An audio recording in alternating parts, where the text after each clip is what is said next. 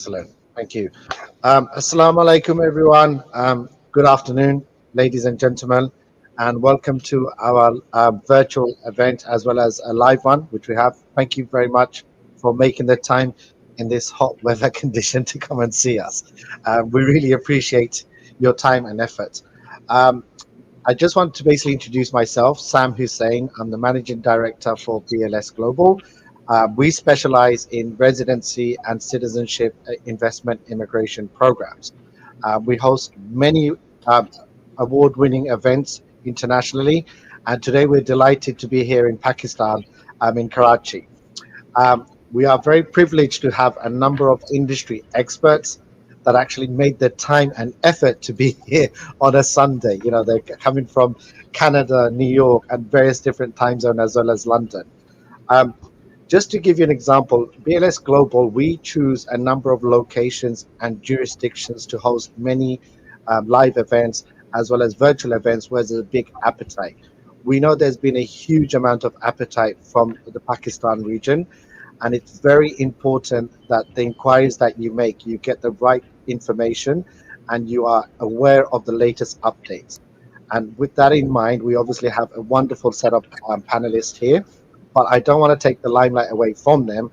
And I think it's very important that Iram here, who's going to be coordinating with me as a moderator, also Pakistani, be speaking to you in Urdu to really explain to you the latest developments. Without further ado, Iram, I'll pass on the platform to you. Thank you very much, everyone, for your time. Thank you, Sam. Thank you. Assalamu alaikum Pakistan and Karachiites. कैसे हैं आप लोग? I hope all of you are well. I'm here as a moderator, speaking to you from New York, and I'll be introducing and moderating two great legends and veterans of immigration world. सबसे पहले मैं आपका तारुफ कराना चाहूँगी मोना शाह से। Mona Shah originally British और पिछले 25-30 साल से न्यूयॉर्क में रहती हैं। मोना के पास बोथ ब्रिटिश और अमेरिकन लाइसेंसेस और लीगल लॉ बार है। At the same time, Mona is one of the leading lawyers of EB5 immigration. Based in New York. She has offices in London, Dubai, and soon coming into Pakistan. She's also a published author. She has great depth and knowledge in EB5 and other areas of immigration. Mona is also one of the award winners of EB5 experts. तो आज आपके साथ मौजूद हैं और आप जो सवाल करना चाहें she'll be happy to answer. इसके साथ हमारे पास आज हमारे साथ मिस्टर सैम बायत हैं जिन्होंने इमिग्रेशन वर्ल्ड में 1993 में कदम रखा। हम बहुत आराम से सैम शाह को वन ऑफ द पायनियर्स कह सकते हैं क्योंकि इनकी depth of knowledge spans over 20-30 years along with multiple countries. Currently Sam based हैं Montreal Canada में, but इनके offices दुबई में भी हैं और ये पाकिस्तान भी आते हैं और इनको access बेशुमार ममालिक का है, knowledge ममालिक का है, governments को है, ये मशवरा देते हैं governments को in finalizing the programs, development of various immigration programs जो आप सैम से पूछ सकते हैं। और सबसे की बात जो मैं कहना चाहूँगी इससे पहले कि हम मोना और सैम से बात करें वो ये कि both of them are lawyers, which is one of the key difference on an international platform. So let's begin our conversation and our seminar. One of the key questions जो मैं पूछना चाहूँगी, Mona, Sam, welcome to the seminar. Thank you, Iram. Yeah, thank you. Assalamu alaikum. Our pleasure today. Assalamu alaikum. Yes. Let's begin with the fact that immigration has been happening for decades.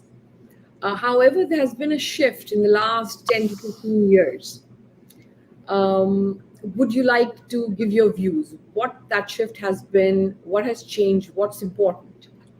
Well, So, thank you, Erin. I think that's a very important question, and one where it really involves a little bit more understanding, especially from people like ourselves who are immigrants. Well, I was the first generation in the UK. My parents were immigrants who came in the 60s. Now, in the 60s, there was a very different attitude, 60s, 70s, 80s, to what you see today. I think today, and I know, Sam, you say the same thing, you see the same thing. People don't necessarily want to migrate to the UK, the US, and Canada in the same way they used to. They perhaps want to come for short periods of time, maybe to get certain education, maybe, for example, to get become a doctor or maybe an MBA or an engineer, or they just want to do business in the US or they want to do business in Europe. So they're looking more, what we are seeing, for freedom of movement as opposed to just settling. Well, to further comment on what you were saying, I think besides that, the whole industry has also changed. Well, we went to Canada in the early 70s, Mm. and I'm in Dubai since '93 practicing immigration. So, what I have seen from the angle of the programs is the fact that uh, originally or initially in those years, there was a lot of skilled immigrations, a lot of business people migrating, entrepreneurs going to start a business, and some investors, of course. Uh, but the bulk of people had to go and stay in order to acquire a citizenship. What we have seen is a shift, I would say, since late 2000, um, that started with St. Kitts and Nevis, is the citizenship by investment program, where people now can, without moving or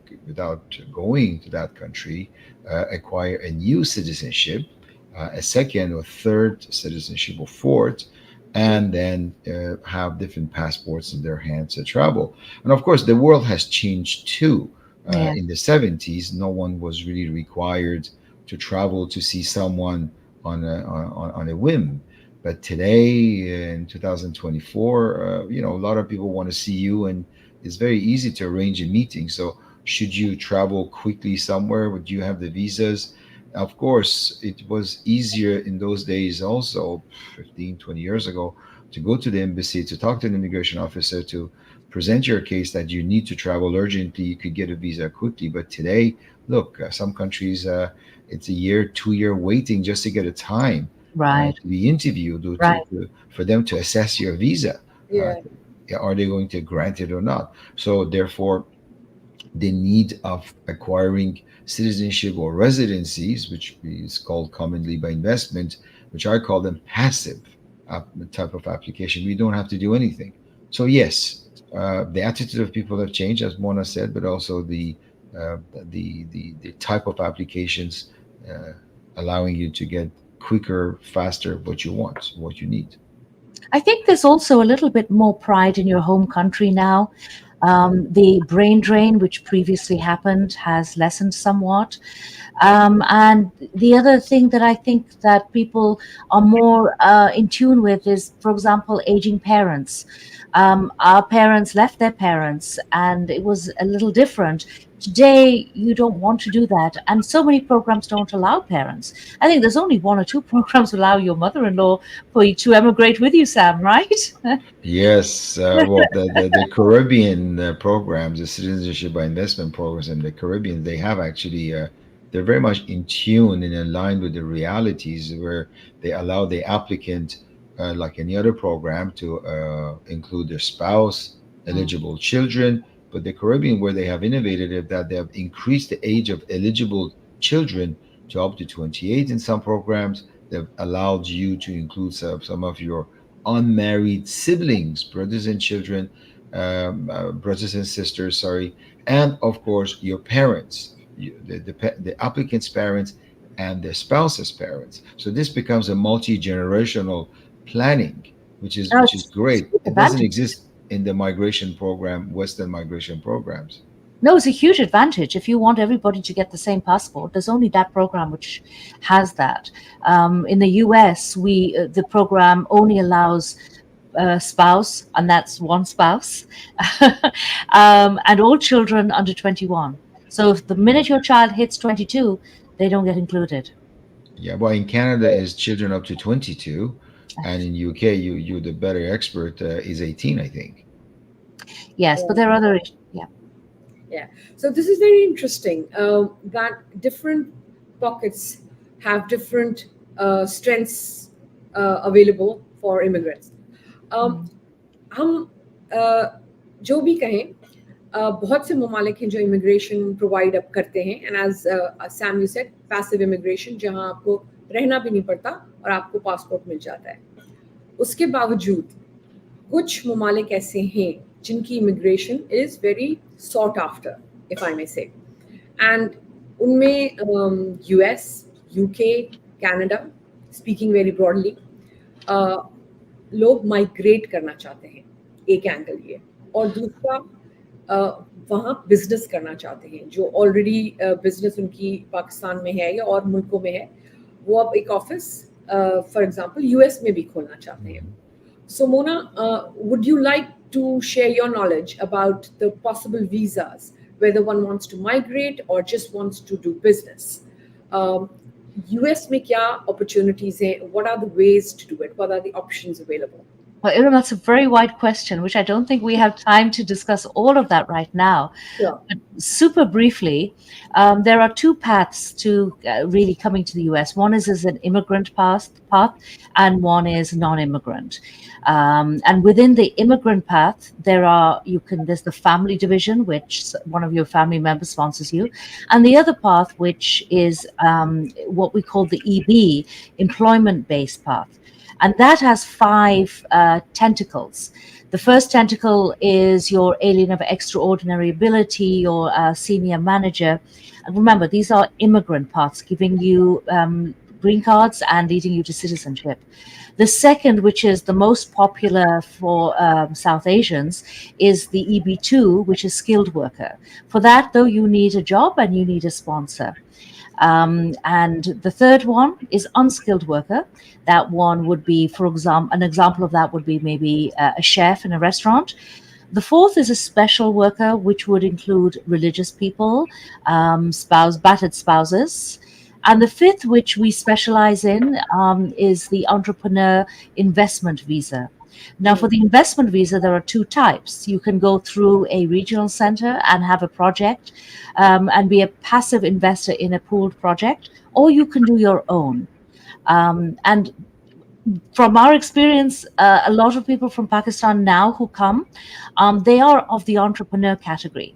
Some of them prefer to go into a pooled, even though they are an entrepreneur, because they don't want to be bothered with the issues relating to immigration. So they prefer to go into a regional center project. Others want to start their own business. Starting your own business can be fraught with issues. It's like that anywhere. If I wanted to open a coffee shop in Karachi, I wouldn't have the first idea where to go or which vendors I would use. So those kind of small things takes time to understand, and it takes time when you go and live in a country and you understand these things. On the other side, we have what's called the non-immigrant visas. I'm not going to go into that in depth. We'll mention perhaps, Sam, we can mention E2, which has become so popular. It used to be very popular. Well, it's popular just for in our region, the Middle East. It's only for the Pakistanis because the Indians don't qualify, the Iranians don't qualify anymore. And they used to for many years. They used to, yes, but they don't. Donald Trump, President Trump canceled that. I can tell you that the Indians get very upset that Pakistan has it and India doesn't have it. Yeah, this is a very important point. E2 visa, जो entrepreneurship visa है, Pakistan is in the treaty with the US. Yeah, it's a treaty visa. And the treaties came from different reasons. For example, in the UK, the treaty was back in the 1860s. But in Pakistan, it came in the 70s. And at the time that Pakistan came, Bangladesh was part of Pakistan, which is why Bangladesh also is a E2 country. So and they only got it because of Pakistan.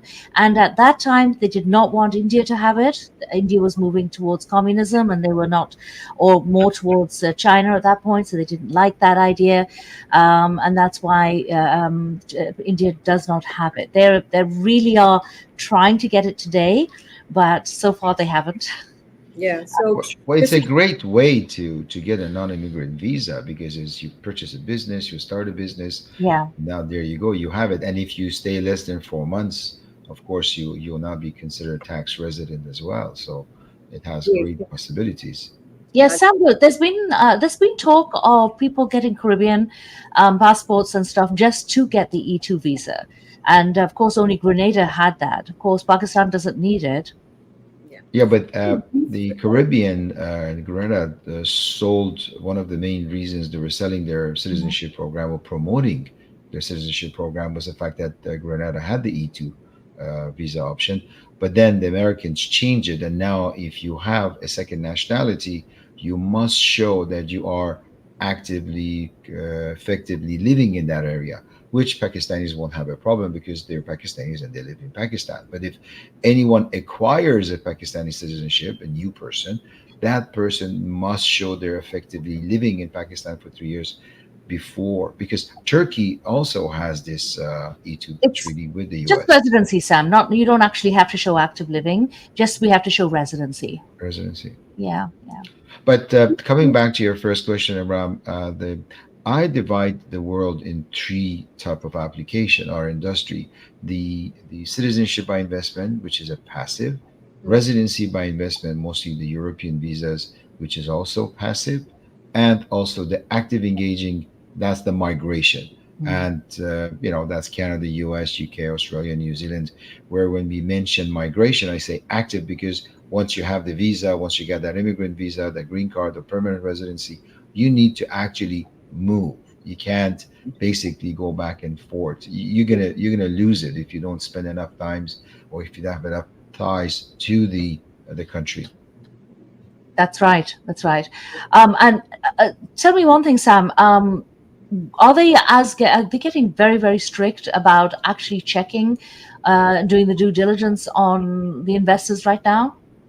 Oh yes, yes. And I think well, there's always been a very big emphasis on the net worth and the Mm. source of funds. For example, I remember my first cases in the U.S. They used to just ask where does the fund come from, and now they actually go and say how was the initial investment done. I mean, Mm. that's the big part of your EB-5 applications, the source Oh, of fund and the legalities of it. sorry, I'm interrupting, Sam. But there's an important question I would like if you can answer. For both EB5 and E2, while people are in the US on visit visa, can that be converted? Converted into what? EB5, can they file EB5 while they're visiting, or and can Yes. they file for Yes. Yes, they can file. They can file for both while they're visiting. However, if they come in on a B1, B2, these are basically non-immigrant intent visas, meaning that as you enter the United States, you are basically promising that you will return, and then to file a visa which allows you to stay can be problematic. So the way around that is to wait 90 days and then file for the adjustment. For the actual application, you could file for an EB5, but with the adjustment section of it, you actually have to wait 90 days. Oh, it's advised to wait 90 days. Okay. And another question on EB5 before we move on, something that Sam mentioned, source of funds. ये एक बहुत अहम important area है EB5 का. Can you briefly tell us about it? Well, yes, I think most people understand that we have to show where your capital has come from. Now, the difference is with EB5 and with Canada, and Sam, please correct me, is that you don't have to show your entire net worth value, only the amount you're investing. So for EB5, if you are investing 800,000, we have to show where that full 800,000 has come from, and it leads back. So, for example, if you're showing it comes from a business, we also have to show what the seeds funds of that money was that established that business. And because of the difficulties a lot of people in this region do have with showing source of funds, we can use loans, we can use gifts, as long as we show the source from the loan and the gift. And the loan can come from anywhere. It can come from the United States, it can come from Europe, it can come from Pakistan, it can come, as long as we can show the source. Well, from a Canadian perspective, they want to know what are your total net worth, not Yeah, just the that's sum different. that's coming Yeah. in.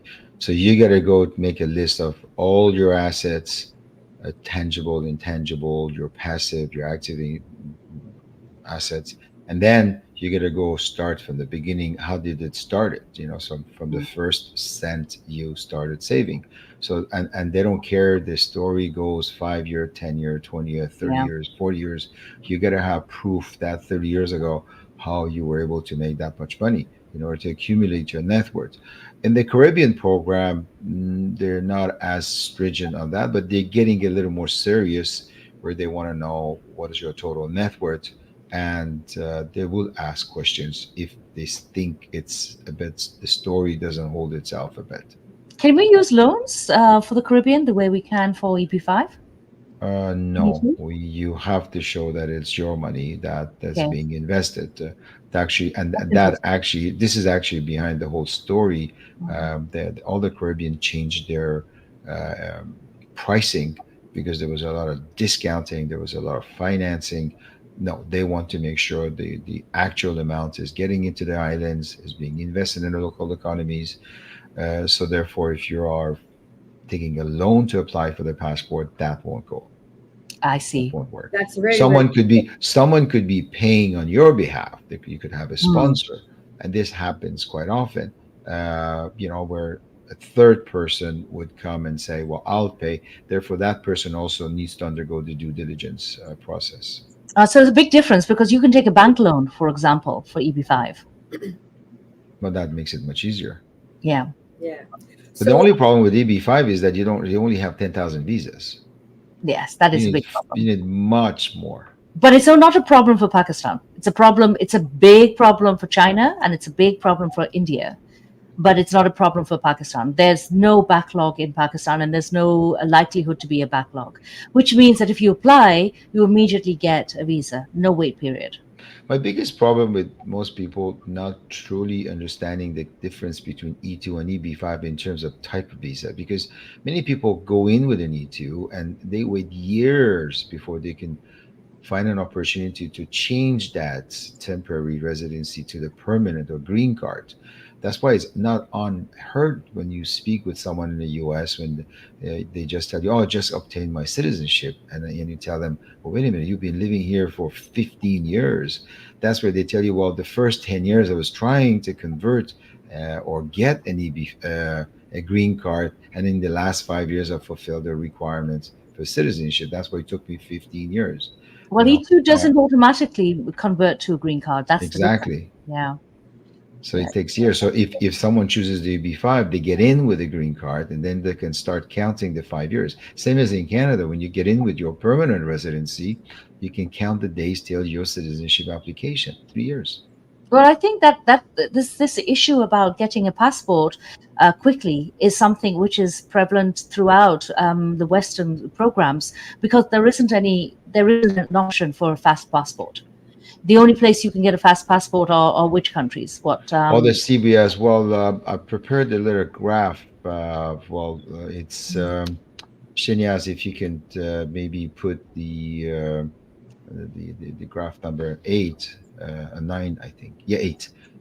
They can see that there are currently, of course, the Caribbean programs, the five, but on top of that, there's Egypt, there's Jordan, Malta, Vanuatu, and Turkey, where you can actually quickly get your citizenship around 6 months, sometime a little faster. St. Kitts has an expedited application fee.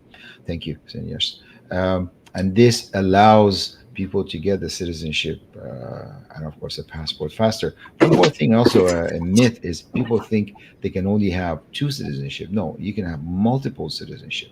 I have a client who have acquired 8 citizenship as of today. So these citizenship by investment programs are passive. You fulfill the requirement. You give your identity information, your background, your source of funds. They conduct a due diligence on you, and if everything's okay, if you are of good character, you get the citizenship and the passport. Sam, this is a good opportunity. Can you speak about the difference in citizenship by investment and residency by investment? Well, the terms are very clear. Citizenship, well, first of all, both programs are passive, whereby making an investment either in a definitive identified project or you make a donation to the government, you acquire the citizenship in the citizenship program. In the residency, well, you acquire the residency. The Caribbean programs are quite well known in the market to as far as the citizenship, and it's a great citizenship because that can give you tremendous access. We go above 140 countries and they're really on the scales of countries. Well, about 192 countries. They're all in the 40th, 50th ranks compared to Pakistan, which is almost at the bottom of the 192 countries in terms of access. So it really gives you big push to be able to travel freely everywhere: UK, Schengen zone, Far East, Hong Kong, Singapore, and this is good. The residency is, as it suggests, is primarily in the Schengen area zone countries: Portugal, Spain, Greece, Malta, where you can Romania, Hungary soon. They have a program coming with that. By making that investment or contribution, you get a residency, and now you are a resident of the Schengen zone, and therefore you can travel freely. There are other countries that have this citizenship, the residency by investment, like in Thailand. There are programs to facilitate your living there by investing. So the big difference is the fact that one is citizenship and passport, of course, and the other one is just residency. But both program gives you access. And it allows you to work and do business. Both Oh, allow you to do definitively. Yes, because once you, for example, you are a resident of Spain, well, you can, you're living there, you can work as well. But Spain is, they're intending to cancel their golden visa program. Yeah. that. I Well, see. that's the advantage as coming in on an E2, because you may not want to live in the US. And if you want to start quickly or with less money, the E2 really works well in that respect. But if you are looking for just passport or sort of freedom of movement, then these other programs certainly are really what you want. Which goes back to your question, Iram. People have different needs today. That's why Yes. there are different products. Yes. So I think if we try to wrap up and go towards question and answers, Yeah. um, I think आज के time पे ये बहुत ज़रूरी है कि आप अपनी नीड्स समझें। आपकी नीड क्या है? सिर्फ एक पासपोर्ट चाहिए ताकि आप ट्रैवल कर सकें, या आप माइग्रेट करना चाह रहे हैं for change in lifestyle, US में, यूके में, ऑस्ट्रेलिया में जाके रहना चाह रहे हैं, या आप बिजनेस करना चाह रहे हैं, एक ब्रांच खोलनी है आपको।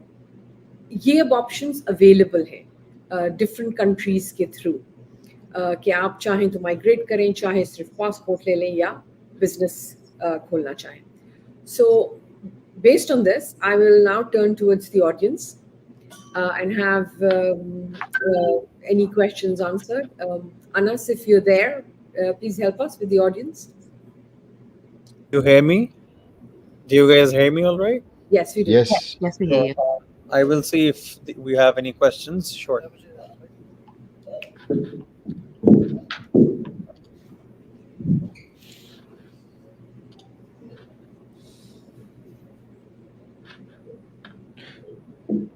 Well, while we're waiting for the question, there's a point I wanted to raise is that I think people, when they want to look at these programs, citizenship by investment or residency by investment or citizenship or migration, they have to create a matrix as to their needs and what do they really want and consider Yeah. different things: the lifestyle, taxation, doing business, and of course the hardship of leaving the country. And most important is that the family, the generation, the multi-generational planning as to what's going to happen with the parents, the older children. So these are important factors to consider. Where, for example, citizenship by investment allows you to include your parents, your unmarried brothers and sisters, your older children, and then of course all your family size. But then when if you look at, for example, UK is just you, your spouse, and children under 18. What do you do with your children who are above 18? If you have, daughters of 24, 22 years old, they can't stay back. How do you bring them? So it is important to create a matrix and to look into your needs, your desires, or aspiration, and see which programs answers better these needs that you have. Go ahead. You're absolutely So, the question. are you ready for the question, Yeah, please? Yeah, sure. it's for Mona. Okay, so I want you to expand on the E2 visa You and can't hear the question. Can, hear me? Hello? yes. Yeah. So I want you to expand on the E2 visa and would it help if I already had a company registered in USA and it's actively been trading for the last 1.5 years? So would that help my case? Is your company that you currently have, is that a US company? Yeah, it's a US company registered in Texas as a LLC. Okay, just one word of warning: be a little careful doing business in the US without the proper visa because they are cracking down on that big time. It definitely is good that you do have a business already there. Um, these are difficult questions to answer with just a little bit of knowledge. The problem is there's not a lot of good sources of information currently out there around the world, and there's a lot of bad information. So, good advice from the very outset is very important, including how you initially put your money into your company. If you want to count that as an E2, or you want to count that towards an E2, we have to look at all the money that you put in, unless we can't count that and we have to start afresh. Can I ask how many employees you have, if any? No, no employees for now. We're working mostly from Pakistan. It's an online company, and we mostly do Amazon business on Amazon. Okay. Well, it's very, you don't, there's no mandatory employment in the 10 employees like there is for EB5, but E2 is also looking for employees.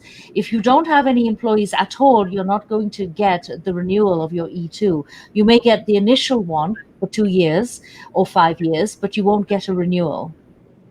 Okay, so E2 requires employee requirement.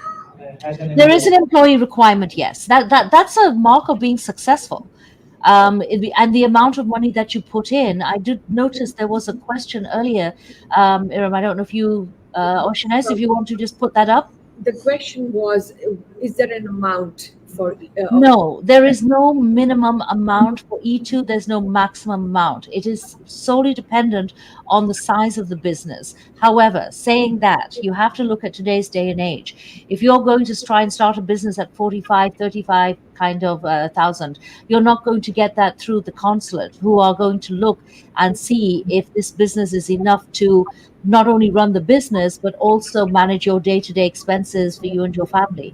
So we actually like an investment no less than at least 100, 150, if not more. And if, for example, you're buying a hotel, which is maybe 500,000, then it would be a higher investment. It all depends on the business. But I think what people are losing in the site is the logic. I mean, if you Yeah. are in the US, you have a business, but the minimum requirement would be that the income from this business, the net profit would allow a person to live normally. So if you assume a normal income of a family is around 40, 50,000, I guess if the business is not clearing 40, $50,000 a year, Yeah. then the question is, how are you going to live? Because you Yeah, can't that's tell them, exactly it. I'm not going to live in the US. I'm going to live abroad. I have income abroad and I don't need any income in the US. The idea of E2 is the person also moving technically, no? Yeah, that's true. You want to do business, but no, we have a lot of clients, Sam, who do business and they hardly come to the US. They use the E2 only for their business purposes. No, no, no. I know that. But I mean, when you want to look at the law, you have to look at the legislator's intention. The Yes. intention with this law is, yes, I'm abroad. I want to come to your country, do business, and be here to run my business. Of course, they have the right to go back and forth and not to be there a lot. But when you look at things, you have to look at the perspective of the legislator. Their Yeah, intention is you're moving. Is the business going to allow generate enough income, net profit for you to live? exactly. And especially if you're going with the family, then you absolutely need to show that, because one of the biggest ways of getting this denied is to show that you don't have enough income to run. Yeah. And I would like to add an important point over here for the people who listen. EV5 और E2 काफी complex areas हैं, Mm. and they're spread over time, especially EB5. There are a lot of consultants out there in the world जो आपको कहेंगे हम ये कर सकते हैं और शायद कर भी सकते हैं. But due to the complexity of this, there are lawyers who specialize in it. और जैसे मैंने शुरू में कहा था कि Mona is among the 25 EB5 lawyers, and she's been getting that award for the last 10-15 years. So ये बात I think समझना ज़रूरी है कि going through a lawyer or going through a consultant makes a huge difference. अगर एक simple visit visa apply करना है तो कोई मसला नहीं है, लेकिन जब आप इस किस्म का वीजा अप्लाई कर रहे होते हैं, तो जो नॉलेज, जो एक्सेस लॉयर्स को है sitting in the US, sitting in Canada, sitting in UK, वो कंसल्टेंट्स को नहीं होती. Including writing to the consulate, writing to the embassy. अगर आपका इंटरव्यू नहीं आ रहा या it's being delayed, lawyers can do that. Consultants are not able to do that. So ये एक important differentiation है, which I would, I wanted people to understand this. Questions, Anas? I'm asking about the E2 visa. Is a 100% ownership or 50% ownership? 50% ownership. You have to have 50%. You can have two people coming in together with 50-50, but you have to have 50% ownership. The second thing is, I'm talking about the Schengen. Which country better for the business and easily for move to Pakistan? You mean in Europe? Yeah, Mona, I'm before- talking about Europe. Yeah. Before we go to this question, Yeah. one question related to what you guys just spoke about. So, someone is asking that if the application is denied, what are the appeal procedures or the processes to make an appeal Oh, for which application? for the US visas? Any category. Any category. Or let's discuss about the E2. I mean, because that's the most popular here among Well- the Pakistani investors. Right. E2, was that particular visa filed at the consulate or within the United States? That makes a difference. Maybe you can comment on both. Okay. If visas which are denied from the consulate are very difficult to appeal, there really isn't an appeal. What we do is a motion to reconsider. We can challenge it if we really feel that the consulate is wrong, but consulates really do have a wide berth. In the United States, there are more, if you do things within the United States, there are a lot more avenues, but you have to be present at the time that you file within the US. A lot of times, though, we can challenge the State Department as well from the US. That's a little more costly if we're doing it. And there is also a 30-day period. So if you get a denial, you have to appeal or do a motion to reconsider within 30 days of the denial. But it doesn't preclude you from refiling. And if you refile and you've had previous denials, that's okay, as long as you can justify what is different or why you think the consulate was wrong. So if you, for example, got denied a year ago and you didn't bother doing anything about it, you appeal wouldn't be your option now. A refile would be an option, a better option. Here, I like to put one little point here to everyone regarding general is that yes, for example, in the case you're mentioning, Mona, it's good to be in the US when you apply for this because you have recourses for appeal. But there, one of the reasons I see sometime for refusals, if, for example, in Canada or any other program, is an inconsistency in the information Yes. in the client's applications, where when they applied for the visit visa, they were very, very casual about giving the information about who they are. For Mm. example, if they have three companies, they just mention one, and then suddenly, when it comes to more a residency application, now they take it more serious, and now they go mention they have three companies. Like Yeah. yesterday, I was revising a visa, Canada visa refusal.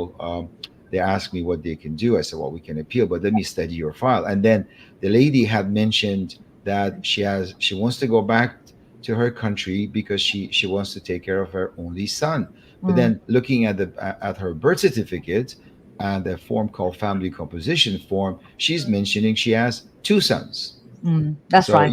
in her visa request saying, I want to go back to my country to take care of my only son, then you just wonder, wait a minute, didn't you just said you had one son, but in your documents you have two? Talking with her, she mentioned where her second son has passed away, but that is not clarified in her visa request. So it's the same thing here. The person will be applying from Pakistan, uh, very casually giving the information, and of course, obtaining the visa, they go. And then when it's time to apply for the EB5 or E2 or one of the EB visas, then now things are becoming more sophisticated, difficult because they haven't been very open and truthful. So it's Right. nice to plan these things right from the beginning. Right. Absolutely. No, And agree. and sorry, that goes to the initial question Imran was asking, the difference between lawyers and consultants in general, because of their lack of knowledge, they have a very short vision of the process. We tend to see things more in the wider perspective, long-term planning of various applications. Sorry. Absolutely. And a good example of that is if you come in on an E2 with an idea that eventually you may do, you want to become a permanent resident, we would have to convert that E2 to EB5. We have to plan that from the very beginning. We can't plan that halfway. So that answers further your question about the difference between consultants and lawyers. Thank you. Any further questions, Ines? Yes. Can you hear me? Yes. All right. So we have one. I have a couple of questions actually. Hand over the mic. Hi, I want to ask you about some, it's a little bit personal, but it's important that you answer because this will guide me a lot. So I used to be married in America, but the marriage didn't last. I came back like around 3 years or something. And then next year, obviously, when you have a green card, you have to go every year. I couldn't go.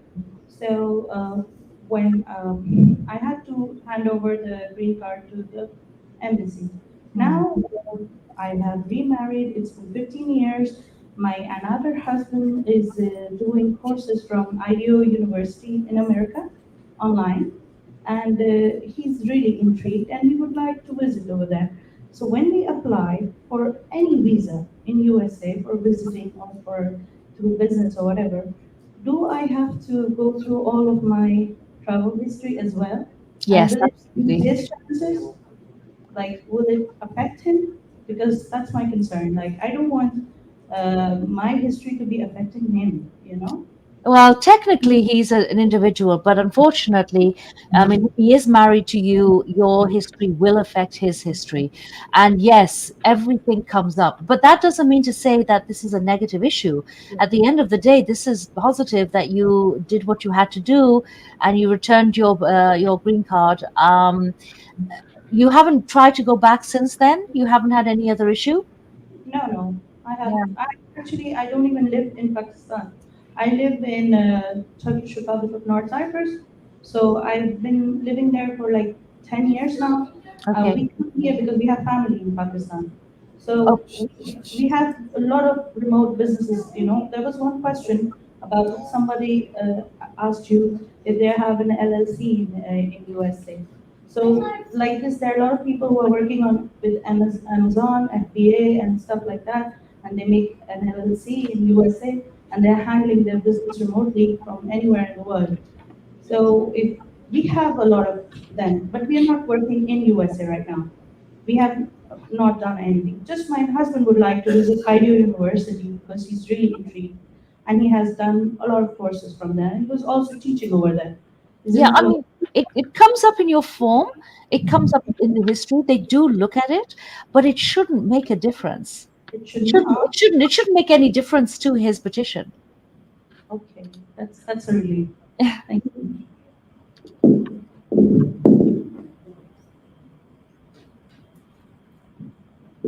And as your camera can't come on, it would be nice to see people. I will try to manage that. Do we have any more questions? Not at the moment. You guys can continue.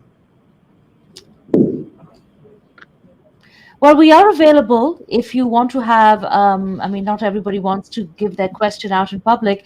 So if you want to speak to us one-on-one, we are available. But I think we're close to wrapping up. All right, lovely.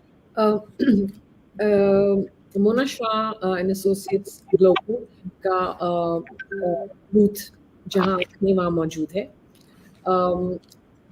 Bayat Law Firm का booth भी मौजूद है जहाँ पे brochures मौजूद है. Please, you can take a brochure.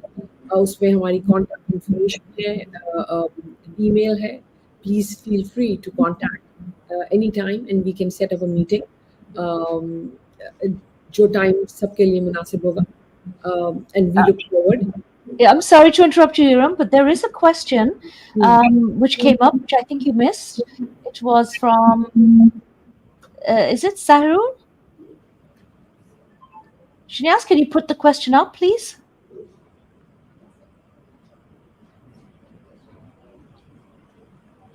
You want to read it, Iram? Yeah, it says, thank you for your interesting discussion. As you mentioned, loan shall not be considered as an investment for EP5. That's not true. No, that's not what he said. Yes, exactly. Sorry, put the question back. Shinias, yeah. Can parents or other relatives gift the money for the EB5 investment? Okay, that I don't want to confuse you. Loan cannot be, is not considered in the Caribbean. That's perhaps, Sam, you can repeat that again. For EB5, loan can be, loan is part, and often it is part of your the investment that you're putting in. And yes, you can have gifts and you can have loans from family, from friends, from absolutely anybody, as long as we are able to source the where the gift and the loan money came from. It really doesn't matter where in the world it comes from, as long as we can source it. In the Caribbean, people can give you the money, and if a third party can pay the money on your behalf. Okay, even in Canada, you can have a gift, but it must be unrevocable. You should not be obliged to pay it back as a true gift. So if someone's giving money to you to apply for your program in Canada, that's okay, but it must be done 6 months before you apply. Mm-hmm. There's a lot of question on the comment site, from the Well, public. we've got a couple of more questions as well. So another question is, how can I get Romanian permit residence through study visa? Sam, I'm not an expert in Romanian. Well, yes, it is possible. If you're accepted, if you're accepted in Romania, you can apply and get the Romanian residency, and that's not very difficult. But there are other questions, I think. Another question: once you get E2 visa from within the US, can you travel outside US and come and enter back? I guess come back to the US. That's a good question, because the E2 is connected very directly with the consulate. So no, if you get the E2, if you are approved for the E2 in the US, you have to put another petition to the consulate before you can travel. It's the same as traveling on a H1 visa or a student visa. You still have to go through the consulate. But if you've been approved within the US, chances are super high that you won't have any issues at the consulate. I want to get the golden visa for Portugal. However, my bank statement goes 20 years back and it's hard to create a trail of the funds. Well, definitively in Portugal, the Sorry to investment. interrupt. I'll just add on top of this question. So someone is also asking the same thing, that if we're going for E2 or E5, money is not an issue, but what about the money trail and the source of funds? We Well, with sorry. Well, I think the common practice today in the industry is, again, unfortunately, particularly with consultants, they're advising people just to top off the bank account by a large sum. uh, that needs to be justified. Where did you get this much Mhm. money in your account? Now, if it's in the short term, where yesterday I had, well, 2 days ago I had $10,000 in my bank account, and now suddenly yesterday it went up to $1 million. So, well, you have to be able to justify where that money came from.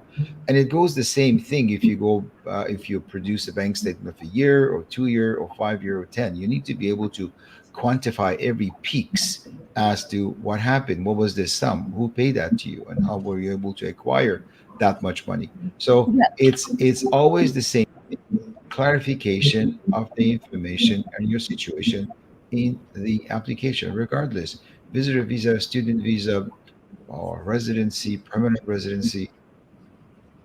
Mona? So I yeah. just So I just want, Iram, if I could just answer that question. yeah. For the source of funds issues, I can tell you we've done over 2,000 petitions in EB5, which are often very difficult, and many, many, many in E2 as well. Um, the it Even if you think it's difficult, come and speak to a professional, because we'll find a way around it.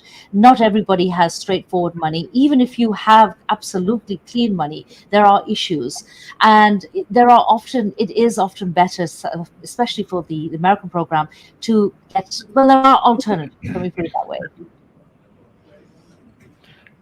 There's a nice question about the future of the golden visas in Europe. I think that's a nice question, which I'd like to answer. Well, currently, if we look at Portugal and Spain, I mean, Spain as being the golden program for all the European Schengen zone, they are going to move out of this type of visa. Mhm. Portugal's, they also had some changes where you can no longer show buying a property to get the visa. In my opinion, the European um, countries are going to pull back a little more, although Hungary is going to restart their program.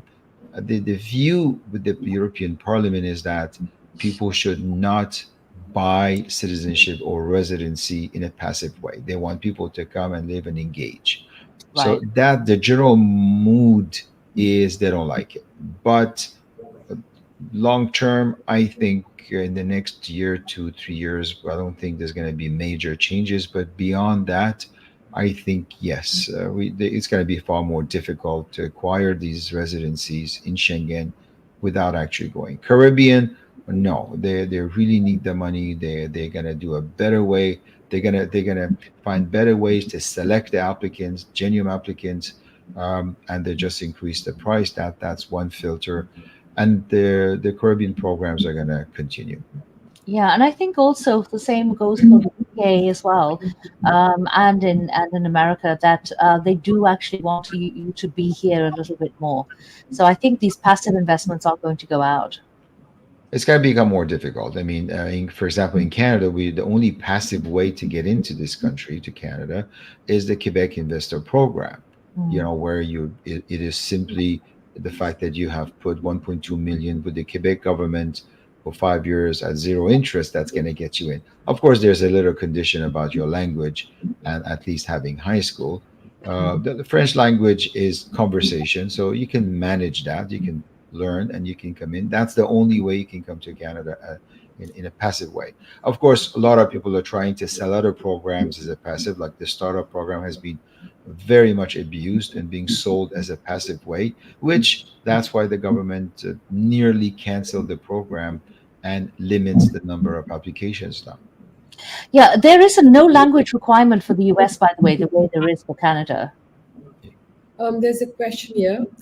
Which is the best option uh, for applying E2 visa from Pakistan, or going on a visit visa and converting it into E2? So I guess the question is, whether it's easier, better to come to the US and then apply, or do it from Pakistan on the home Well, front? I kind of have answered this question already, but I will say that it really depends on the business. And even if you apply from the US, we still have to you have to apply from the consulate if you want to travel. Um, there's one more question for you guys. Yes. Thank you very much for this conversation. I've been really enjoying it here for quite a few hours, and I was looking forward to actually speaking with you. So I just want to take this opportunity to ask you something about my own self. So, what are the options that I do have? High level, of course. I don't want to just deep dive into it, but understand high level that what options do I have to convert my visit visa into an immigration process? So, I have my maternal side in the US. Will they be able to sponsor me and I'm able to get the immigration, or what other best options do I have? So I'm in my mid 30s, working for good organizations in Pakistan, and did my MBA lately within HR. So that's just my background. If you can help that, please. Well, I can tell you it's very difficult to get a sponsor in the US unless you have one beforehand. And if you have, for example, if you're trying to go there on a work visa, you need to get an H-1B visa first, which is a non-immigrant visa. The immigrant visas and the non-immigrant visas go side by side. And there's such a demand for an H-1B visa. On average, there are about 280 to 300,000 people who apply for 65,000 spaces for an H-1. So you cannot just go there and see if somebody can sponsor you. It really doesn't work like that.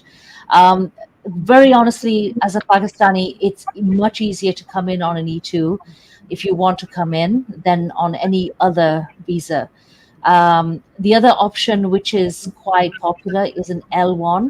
An L1 is an intra-company transfer for where you have an office in Pakistan and you're opening a sister branch or an affiliate in the US. You have to make sure that the one in the branch in Pakistan continues and you're paying taxes. This particular option is heavily scrutinized as well because this is an option which is worldwide. So a lot of Indians and other countries use this.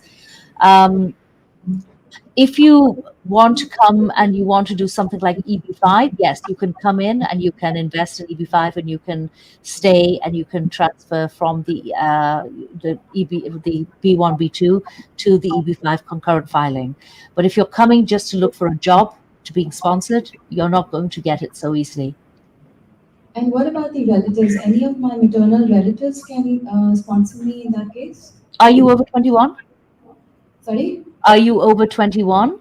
Yes, that's right. When you're over 21, it's much, much longer because you'll move down the preference category. If, for example, a sibling sponsors you, it's about 15 years right now, wait period. If you're a US citizen parent, I believe it's 7 to 9 years. If you get married, it's immediate. Or if a child of yours is a US citizen and sponsor you, it's immediate.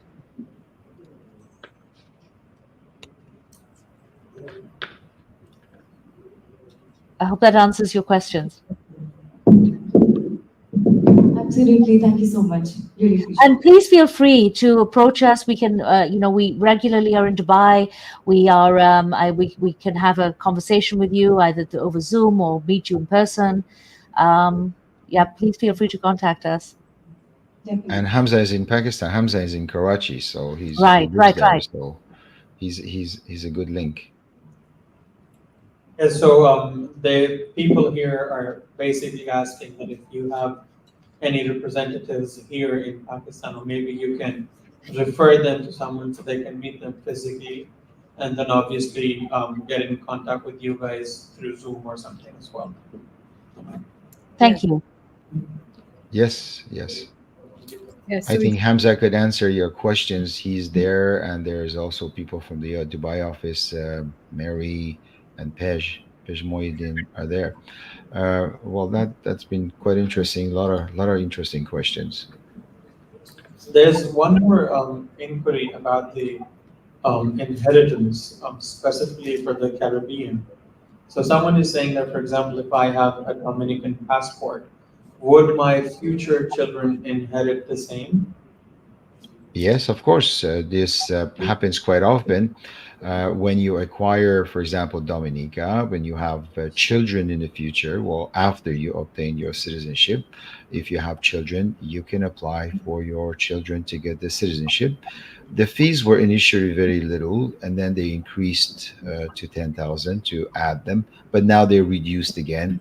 So it doesn't cost too much, and it doesn't take too much time for you to add your children and obtain the citizenship for them as well. So it's really Right. interesting. It's really multi generational in the phase where you obtain the citizenship and also after, because you can add your parents, your spouse, or future children to the original application. Right. And also, Salman here with us in the audience today is very keen to know that is there a particular way that, I mean, we've already discussed that E2 does not lead to a green card. It's a business visa, but is there any way that an E2 can be converted to an EB5 later down the years? Yes, yes, yes, it can be. Not even later. People do that all the time. It's called, well, we refer it as E2 to EB5. And at some point, you will have to invest 800,000, which is the minimum amount, or if not more, and create 10 full-time employees.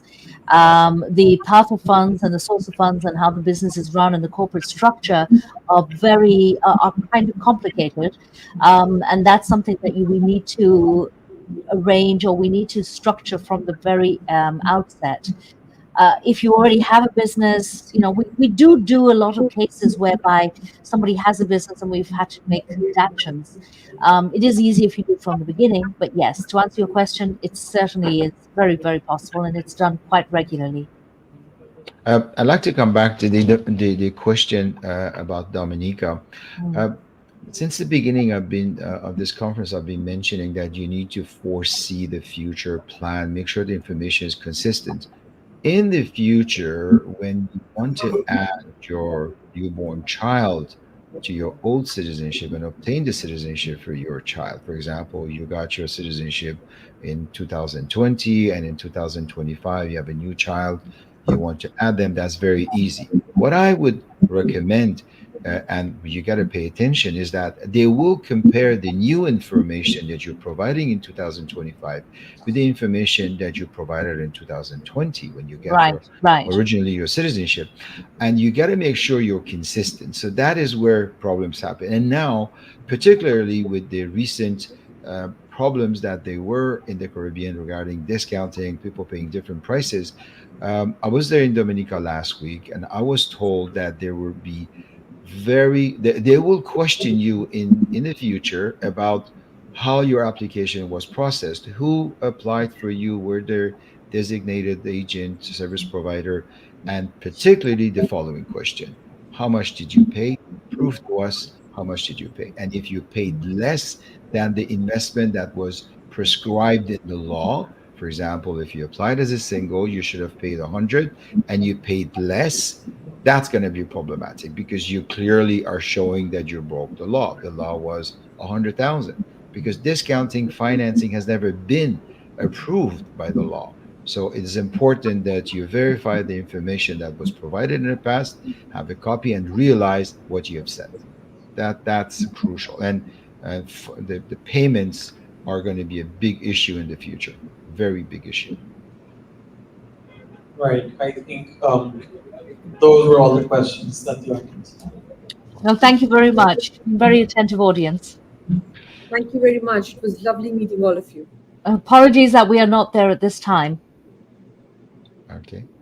Well, we wish you a good All day right. and Allah Hafiz. Certain. Good day and Allah Hafiz.